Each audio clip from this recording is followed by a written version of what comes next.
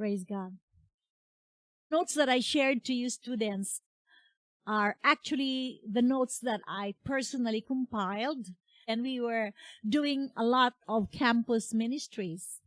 So I made that because I had been invited to be a guest presenter in some science subjects. We have some members in our churches, who are teachers in biology, because in the schools here, evolution in the textbooks, I remember that textbook I used to have in UP, they seem to present evolution as it's a matter of fact. And, as a Christian, these being Christian teachers, they feel the point of view of creationism should be presented. And I am more than happy, actually, to be a guest presenter, because actually I have made a promise to God. I've mentioned to you in my previous sessions that because of my orientation, I was studying at UP Iloilo and then in UP Diliman. And because my field of study is science, and I had been exposed to teachers who were fools like me before, because we say that there is no God.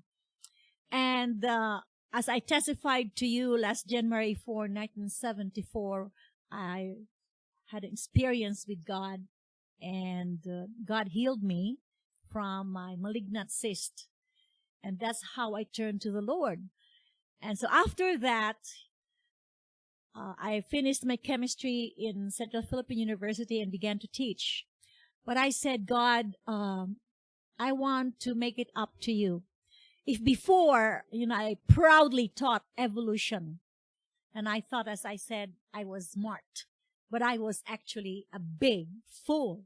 So I said, God, I want to undo what I had been doing. So if you can give me a chance, give me opportunities to undo what I did. And so, sure enough, especially when I was here in Rojas and I get to be invited to be guest presenters in some science subjects or classes, I was very thankful, because then I was able to present now, not anymore evolution, but, creation. So I'm thankful to God for that opportunity. And that is how I came up with the notes that I am sharing with you. So the reason why I'm sharing these to you, because I want to put these into your hands.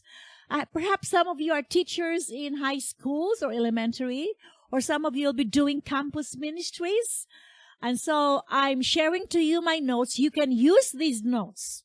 Okay, so I give you license to use my notes, compilation of the notes. So that's why I'm using Saturday as a time when I will take up these notes with you. So use them. Okay, help me undo, my mistake trying to teach evolution. Try now to teach creation. But this time, it's not in the religious way, but it's actually using scientific facts, okay, to present creation as a more believable explanation for the origin of things, okay, not evolution. Okay, so I'll try to explain to you briefly these notes. We are going to take half of that only because we want to have more time for Pastor Ray. So if you have read the notes, that is good. So let me go through with you the notes, the first part of the notes. Okay, are you ready? Let's start then. We will start with some definition of terms. Again, I want to say to you that this approach, is not using the Bible to prove to your science students about creation, but rather we will approach this in the secular way, in the scientific way. Okay, so we need to start with definitions. All right? So yes, thank you for that. Yeah, I'm glad you are thankful, so you can use the notes. Okay, so let's have some definition of terms, because, in school, especially in science subjects, you always start with definition of terms. And these are the terms that are encountered when you present evolution. Okay, and of course, later on when we present creationism. So let's go over these definitions. Just very quick survey of these notes. I will not discuss these on detail because you've got the notes, and these are very simple and self-explanatory. But it's important that the students have the proper understanding of these terms that are usually used in science to explain origin of species. Okay, firstly, we have the fact. Okay, when we say fact, it is something observed or measured. Okay, it has been observed and accurately measured.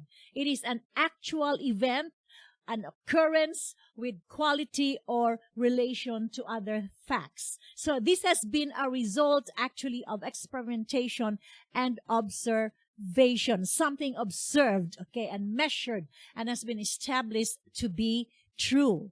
The second one is theory. Theory is meant simply as speculation.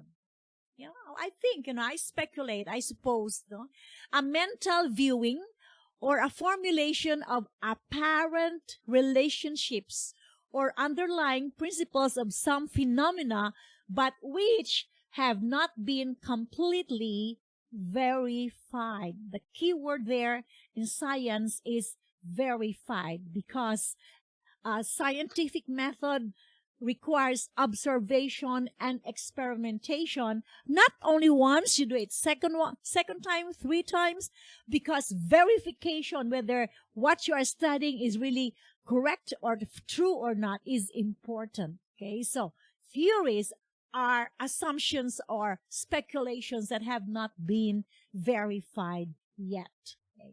So thirdly is assumption, is an improbable belief used as a basis for reasoning. They just assume because they believe it, and based on that assumption, they use that for their reasoning. And sometimes people are just hard-headed and they just insist whether, even though it is not, it is just an assumption. Okay? So when you listen to people when they make arguments, you try to discern or ask them, are you basing your argument on an assumption or a fact? Okay. Fourth is belief. Now, belief is a conviction, a strong belief. Conviction is a very strong belief that certain things are true, or the acceptance of something as trustworthy. That is like our Christian belief or faith.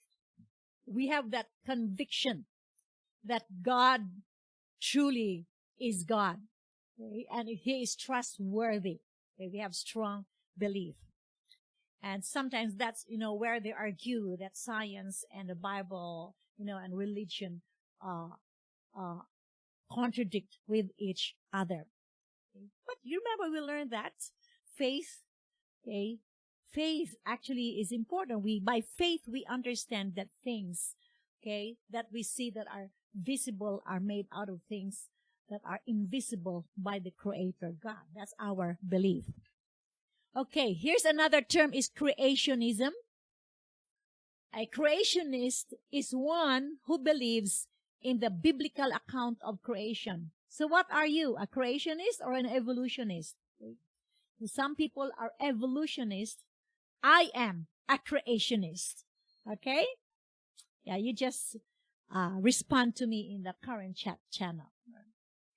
And of course, creationism is the belief that the universe and the things in it were spoken into existence by miraculous acts of God, as described in the book of Genesis 1 and 2. So the terms we use here is, we are not evolutionists, but we are creationists. And we believe in creationism rather than in evolution. Okay? Here, on the other hand, is the evolutionist is one who attempts to explain the origin of things by theories of naturalistic gradual development. I'll explain that more of that later on. And here's another term that I know you have met. It's Darwinism. Okay? Because Darwin is the one who proposed, the theory of natural selection. Okay? This is referred to as the theory of natural selection, stated simply as survival of the fittest. That's what Darwin has been talking about, and that's what a lot of the people, the evolutionists, believe in. That because of survival of the fittest, everything started, with simple organisms, and then a higher form of organism evolved, and so the powerful species will overrun the simpler one, and so the simpler one will become extinct. So now we have a more complicated organism, and the next, more complicated organism will rise. So it will be a survival of the fittest. That's what Darwin has proposed, but it is a theory, of natural selection. 9 is chemical evolution. Now this is the imagined. Take note of this word. The imagined formation of complex chemical compounds from simpler compounds and elements by purely natural process before any life existed on Earth. We learned about the elements that were created by God. And these are elements, and when elements combine, what is produced are compounds, chemical compounds. And so this chemical evolution imagined theory believed that, complex chemical compounds were formed by purely natural process. Somehow that these chemical compounds combined and eventually life was produced. Okay, let's go back to that later on. Another one is transitional forms. Now that I am a Christian, I can just imagine how foolish I was believing all this stuff. Transitional forms are forms of life that are supposed to show, notice the word, supposed to show how one type of trait changed into another as one kind evolved into another one. So because simple organism replaced by a more complex one, replaced by a more complex one. And in between, we have the transitional forms. And somehow, the more complex organism begin to have some changes in its traits and character because it is evolving. That what we call transitional forms. You remember I told you about the missing links? And this is the problem actually of the evolutionists, because they have a lot of missing links. These transitional forms are missing. They could not find any fossils, any record at all in archaeology, that these things really existed. All right, here's one more. I don't know what my numbering are wrong. Let's just move on. Adaptation is here another imagined. I want you to take note of that. An imagined evolutionary process through which an organism acquires characteristics that make it better suited to live and reproduce in its environment. So you adapt. Alphabet And at the I letters. think this is what they So, say now. We have the pero yun, virus. COVID-19 is having a lot merong of may adaptation flashcards. and transmutation. Pag That's wala number 2. flashcards, Because immunological organisms try awareness. to adapt to their At environment. immunological All awareness, right. hindi yung Transmutation is another term. The imagine. These words are all syllable, imagined, yung proteins, not and all of solid. There are no these solid scientific sound proof that these units. things are really Okay? happening. So, ang tawag po natin Transmutation is the mismo, imagined may evolutionary transformation of one form into a completely different meron tayong tinatawag na probably syllable. with Found viruses and yan. bacteria, Meron it's tayong much tinatawag na easier to see onset that. and rhyme. But Kaya if meron you tayong apply CBC, no? transmutation, Yan yung to bigger second forms sound of unit. life, And then the very smallest, like human the beings, very smallest, the apes to smallest human sound beings, unit I could not is imagine how that could phoneme. happen. No? Yung Probably what we paisa-isang can have tunog, in the no? Sa Ninja loob ng Turtles. salita. So, all of these things, These turtles all of who these can sounds stand up rather, erect. we need to And they train become our superheroes in the students or community. these children Number to 3, hear them natural selection, the and to process by manipulate which them. those Okay, so yun ang individuals with phonological characteristics awareness. that No? help Hindi them lang become limitado sa adapted to their pagtunog environment ng salita. tend Yung to ikalawa, survive cannot because of the cook na survival of natin the na fittest, competency. Yan and they po ay transmit their ilalim na characteristics. Okay? And the last phonological one is awareness. spontaneous Okay, the generation, other is the false competencies belief for listening that comprehension and the oral language are okay. Now let's go okay. down to the lesson, no, Let's or the stop for a plan. while. Baba po, ma'am. So, Okay, somebody, anybody in the class, you have to mute natin no, sa ating your phonological awareness session 1. microphone. Okay. Hello?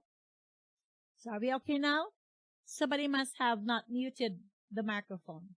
Okay, before we go on. Okay now? Okay. All right. Yesterday also I forgot to mute my microphone. I was upstairs listening to Pastor Ray, so I was sorry for that. All right. Spontaneous generation is the false belief that life arose from non-living matter, and this was disproved by Louis Pasteur. I will explain this later on. Spontaneous generation, that a living matter or organism rose from non-living matter. Okay. Now look at these terms, class. Adaptation, transmutation, natural selection, spontaneous generation. We have evolution, and we have these transitional forms. In all these terms, actually, are what are being used by evolutionists to explain what they propose as the explanation for the origin of the species, especially of the Homo sapiens. So those are the terms. Let's move on now. So in this study, if you're going to use my notes, you have to explain firstly these foundational statements. Okay, and it's important that you get these because this will dispel some doubts. Okay, because say if your audience know that you are a preacher or a minister, somebody who believes in the Bible, if you go into a situation like that, not all people would readily, believe you because they think you are out there to convert them. They think you're out there to conduct to them a Bible study, right? What I do when I start this presentation in a classroom setting, I will ask them an introductory question, an interest catcher. Okay? And the question is, I would say, the Bible and science contradict with each other. Yes or no? And you know what? In almost every experience where I would teach in a class outside, where I am invited in, 100% of the students would answer yes. Okay?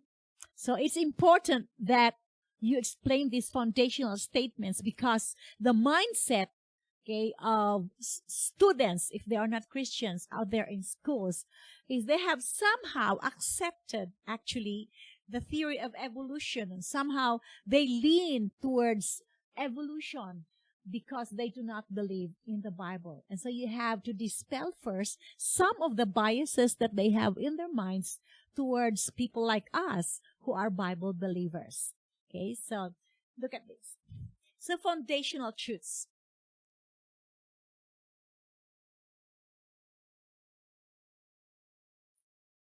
All right. Yes. Thanks, Phileo. First, foundational truth. It is impossible to completely prove scientifically any theory of origins. You know why? Because the very essence of scientific method is based on observation and experimentation. So whatever is, what people or scientists would propose as a way to explain origins, it is actually impossible to completely and scientifically prove it to be true because of the scientific method itself. For it is not possible to conduct such on the origins of the universe or even earth or men. For who was there to observe the birth of a star of the earth? What is actually observable by science is the present. And with assumptions are made to explain the past or speculate the future. Because if you are going to be scientific, The scientific method only allows you to observe the present, okay? What you can put in your laboratory room under the microscope. It has to be there for you to observe it scientifically. So what scientists did, is to, by their observation of the past, things that happened, and there are some assumptions, then they speculate, okay, what happened in the past, and also speculate what happened in the future. And so they come up with their proposed theories. So actually no theory to explain origins can be completely scientifically proven. It is impossible. It's important that we know that, okay? Because that, even no matter how they try to explain, there will still be gaps, students, because the scientific method requires that there is experimentation and observation and verification. And say your specimen is the universe. How can you do that? If your specimen is the earth, what laboratory is big enough, to contain the earth? It's not as tiny as the virus. Okay? Even this COVID-19 virus, they cannot completely explain it. Okay, the second truth. How theories should be treated.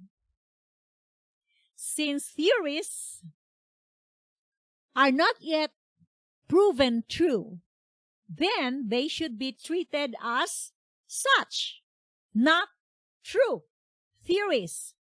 They can't be used solidly as basis of analysis, argument, and conclusion.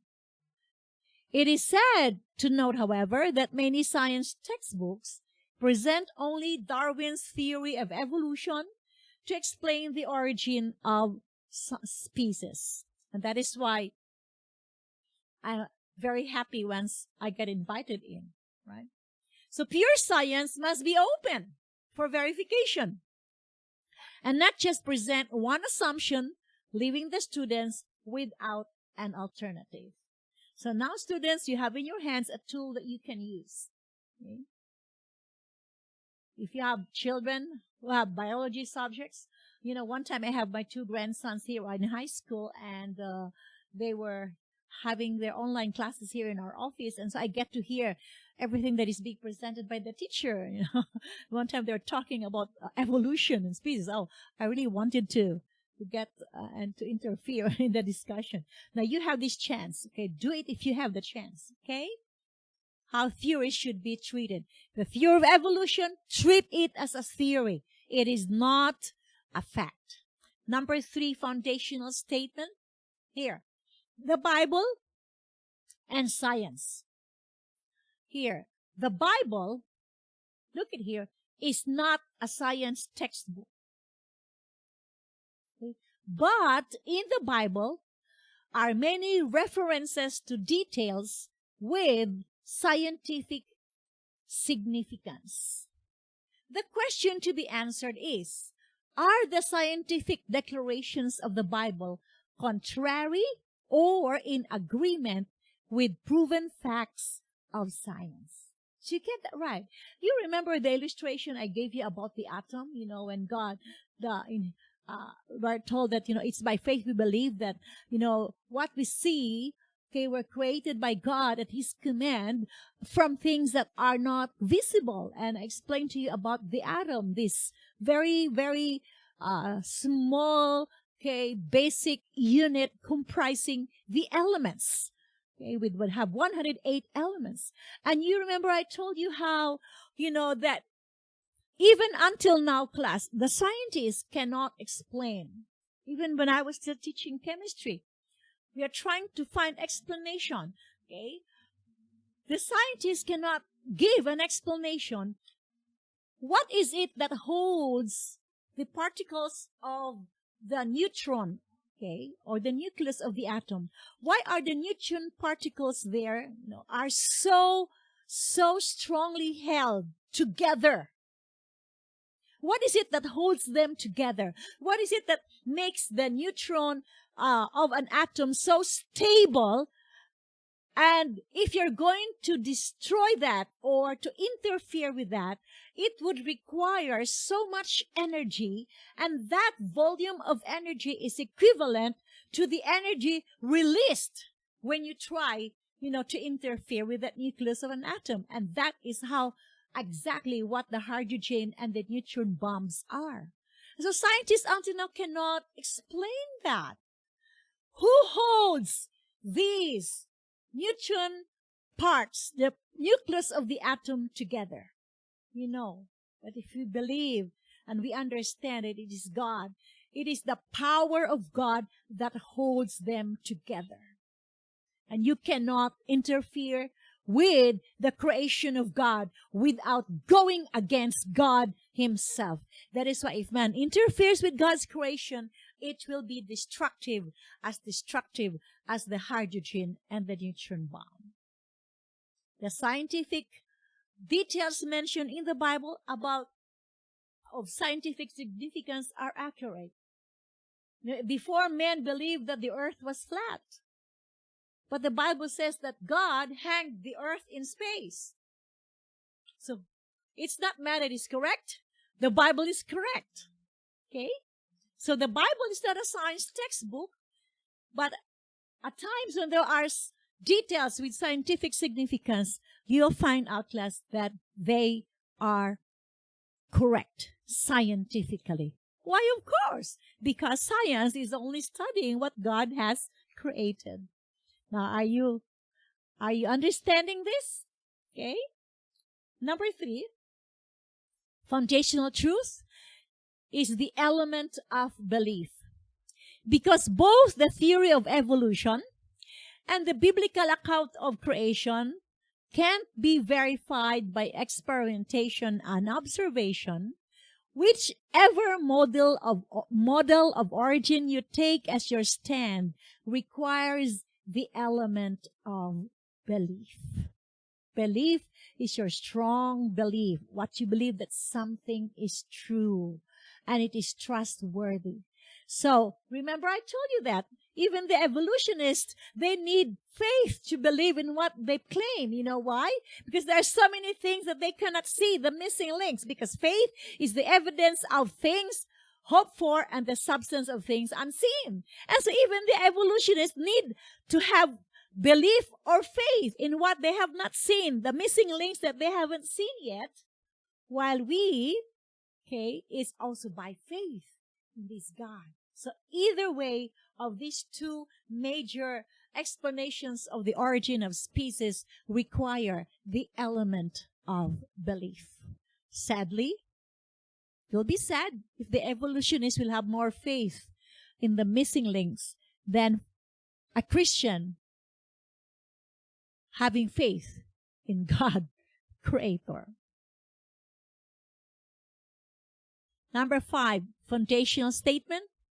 Here is the proper role of science. Now we have the role of belief. Now we have the role of science.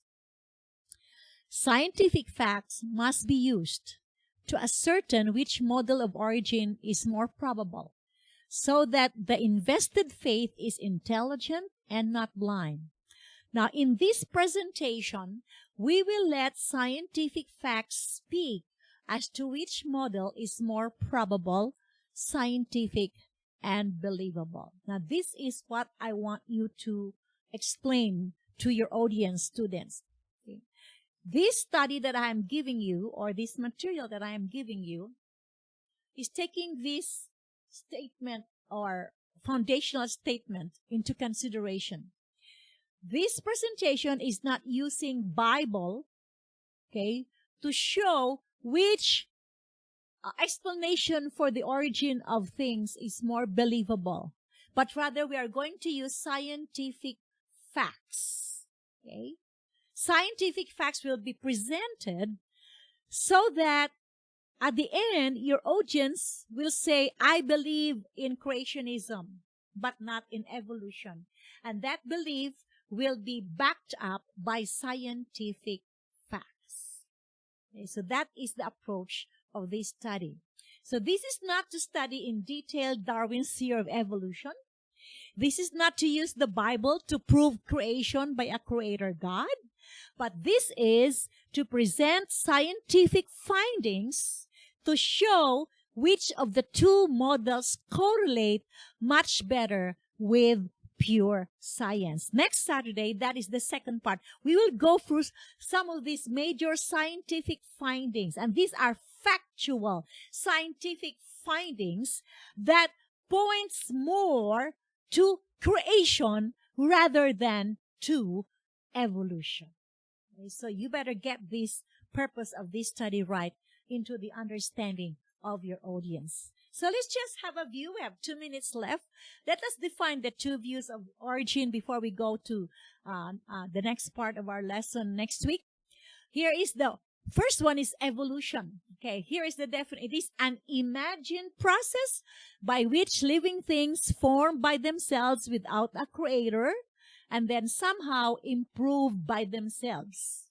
Believe that? According to this belief, bacteria, plants, animals, and humans have arisen by mere chance from a single remote ancestor that somehow came into existence. And all of these are supposed to have occurred accidentally without the benefit of any intelligence or planning. The basic premise of this molecule-to-man theory is that hydrogen gas, given enough time, will eventually turn into people. Now, if you have a lot of foolishness in your mind to swallow that, then embrace it and believe that. Look at those terms there. Right? So, ang summary points of this view, they say from inorganic, it became organic, meaning non-living, it becomes living, and then hydrogen molecule, because it's the simplest element. Somehow by chance, okay, by survival of the fittest, by spontaneous generation, and all those processes that we defined earlier on, eventually man evolved. That's why a foolish man only can swallow that. The mechanism is chance, spontaneous generation, adaptation, natural selection, and transmutation. And if these are the processes that were functional in evolution, this necessitates a very long period of time. And so evolutionists propose the Earth's age to be 5 billion years. The succession, look at this. Non-living matter like hydrogen, oxygen, and nitrogen, then rose the protozoans, your simple one-celled animals. Remember your amoeba? And you know, if evolution is true until now, why is it that amoeba is still existing and it could attack your stomach and you get sick? That alone is a proof that, you know, the protozoans have not evolved. They stayed as protozoans. Okay? Then we have the metazoan invertebrates, and then we have the vertebrates like the fish, and then we have the amphibians like your frog, and then we have your reptiles like your crocodiles and your dinosaurs, and then birds that began to fly, and then you have fur-bearing quadrupeds, four-legged animals, and then we have the apes, and then eventually the human beings. If evolution is true, how come all the rest of these simpler organisms are still alive around us today? On the other hand, biblical creation is here. It presents an initial creation by God through which all the laws, processes, and entities of nature were brought into existence as described in the book of Genesis. We've learned that after God spoke, things came into being, and then he stooped down to form the cream of the crop of his creation, which is man. And after that, everything has been established. God set up natural laws to maintain what he has created. That is what evolution is presenting to us. The summary points of this, we have a creator God. He is the explanation of the existence of all that exists, the ultimate cause of every effect. And the acts of creation were governed by God and by the laws he used at creation. And those creative laws are not presently continuing for God finished his creation and deemed it already very good after he rested. God has ended his creative work, but he only established natural laws. Number two, God established natural laws and processes of nature after creation. So God established what we now know as natural laws in order to operate, give order, purpose, and sustain what he has created, such as gravity, nuclear physics, dynamics of light, mass, sound, and energy. All are regulated by natural laws of God. So we have physics, and chemistry, and other natural sciences, but all these are the laws, that scientists have discovered and have expressed in some mathematical formulas, but these were the laws established by God to maintain order in everything that he has created. Now, subsequent class to the belief of creationism is the Genesis flood. This is a subsequent event, and this is what we will study next week. Opposite to the evolutionist uniformitarian principles, creationists attribute modern-day topography to a sudden hydraulic episode that produced sedimentation and fossilization in a scale that never happened ever since. Instead of being a record of gradual transformation, the geologic record is perceived as a record of a sudden cataclysmic mass death, and destruction, a testimony to the awesome power and judgment of God, when not so long ago the world, which then was perished beneath the worldwide flood waters. In this view, then, the past is the key to the present. We will study this next week, but what I'm trying to say is this as we close, okay? If the Genesis flood, okay, that worldwide catastrophic event, okay, that is recorded in the Bible, is the one that gives a lot of explanations in what is being observed now on earth by scientists. So the argument, class, is this: if the Genesis flood is true, therefore the biblical account of the flood is true. Therefore, the rest of the events prior to the flood stated or related in the Bible are true, and therefore, at the beginning of it all, the creation account is true. This is, the relationship of, the flood.